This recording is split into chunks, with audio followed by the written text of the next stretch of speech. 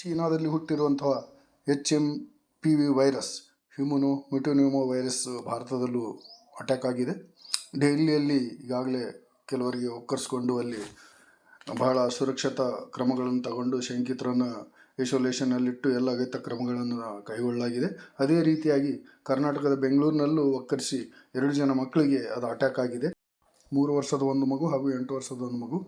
3 ವರ್ಷದ ಮಗು ಗುಣಮುಖರಾಗಿ ಮನೆಗೆ ಹೋಗಿದೆ, ಡಿಸ್ಚಾರ್ಜ್ ಆಗಿದೆ. ಹಾಗೂ 8 ವರ್ಷದ ಮಗು ಚೇತರಿಸ್ಕೊಂಡಿದೆ, ಆರೋಗ್ಯವಾಗಿದೆ ಅಂತೇಳಿ ಆರೋಗ್ಯ ಇಲಾಖೆ ಹಾಗೂ ಅವರ ಹೆತ್ತವರು ದೃಢಪಡಿಸಿದ್ದು ನಾವು ನೋಡಿದ್ವಿ.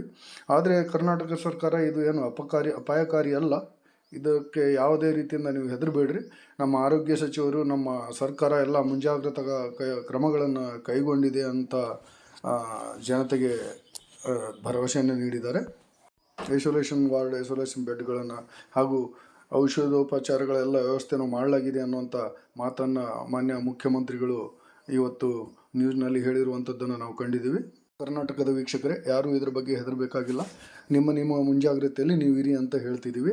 ಇದರಲ್ಲಿ ಒಬ್ಬ ವ್ಯಕ್ತಿಗೆ ಜ್ವರ ಬರುತ್ತೆ, ಕೆಮ್ಮು ಬರುತ್ತೆ, ನೆಗಡಿ ಬರುತ್ತೆ, ಗಂಟಲಲ್ಲಿ ನೋವು ಬರುತ್ತೆ. ಈ ರೀತಿ ಇದ್ದಾಗ ನೀವು ದಯವಿಟ್ಟು ಸ್ವಲ್ಪ ಮುಂಜಾಗ್ರತೆಯಿಂದ ಇರಿ, ಆರೋಗ್ಯವಾಗಿರಿ, ಬಿಸಿನೀರು ಕುಡೀರಿ ಅಂತ ನನಗೆ ತಿಳಿದ ಮಟ್ಟಿಗೆ ನಾನು ಹೇಳ್ತಾ ಇದ್ದೀನಿ. ನಿಮಗೇನು ಅನಿಸುತ್ತೆ, ಆರೋಗ್ಯ ಇಲಾಖೆ ಏನು ಗೈಡ್ಲೈನ್ಸ್ ಕೊಡುತ್ತೆ ಆ ಥರ ನಿಮ್ಮ ಆರೋಗ್ಯವನ್ನು ರಕ್ಷಣೆ ಮಾಡಿಕೊಳ್ಳಿ ಅಂತ ಹೇಳ್ತಾ, 4 ವರ್ಷದ ಹಿಂದೆ ಕೊರೋನಾ ವೈರಸ್ ಚೀನಾದಿಂದನೇ ಬಂದು ಭಾರತ ಹಾಗೂ ಕರ್ನಾಟಕದಲ್ಲಿ ಭಾಳ ಪೀಡಿಸಿ ಹೋಗಿತ್ತು. ಅದಕ್ಕೆ ನಾವು ಬಗ್ಲಿಲ್ಲ ಜಗ್ಲಿಲ್ಲ. ಇನ್ನು ಇದು ಯಾವುದೋ ಮರಿ ಚಿನುಕುರುಳಿ, ಇದಕ್ಕೆ ಯಾಕೆ ನಾವು ಹೆದರಬೇಕು, ನಾವು ಯಾಕೆ ಬಗ್ಬೇಕು ಅಂತ ಹೇಳ್ತಾ, ಎಲ್ಲರೂ ನಿಮ್ಮ ಆರೋಗ್ಯದ ಕಡೆ ಲಕ್ಷ್ಯ ವಹಿಸಿ ಆದಷ್ಟು ನಿಮ್ಮ ಆರೋಗ್ಯ ಹಾಗೂ ನಿಮ್ಮ ಏನು ಸಂಪರ್ಕ ಆದಷ್ಟು ನಿಮ್ಮ ಆರೋಗ್ಯದ ಮುಂಜಾಗ್ರತೆ ಕ್ರಮವಾಗಿ ಇದನ್ನು ನಿಭಾಯಿಸಿ ಅಂತ ಹೇಳ್ತಿದ್ದೀನಿ. ಆದ್ದರಿಂದ ವೀಕ್ಷಕರೇ, ಆರೋಗ್ಯದ ಬಗ್ಗೆ ಏನು ಹೆದರಬೇಕಾಗಿಲ್ಲ. ಇದೇನೋ ದೊಡ್ಡ ಹೆಮ್ಮಾರಿ ಅಲ್ಲ ಅಂತ ಸರ್ಕಾರ ಹೇಳಿದೆ. ಆದ್ದರಿಂದ ನೀವು ಯಾವುದೇ ರೀತಿಯಿಂದ ಹೆದರದೆ ಬೆದರದೆ ಧೈರ್ಯವಾಗಿರಿ ಅಂತ ಹೇಳ್ತಾ, ಈ ವೈರಸ್ ಬಗ್ಗೆ ಯಾವುದೇ ಅಪ್ಡೇಟ್ಸನ್ನು ನಿಮಗೆ ನನ್ನ ಯೂಟ್ಯೂಬ್ ಮೂಲಕ ಕೊಡ್ತಾ ಇರ್ತೀನಿ ವೀಕ್ಷಕರೇ.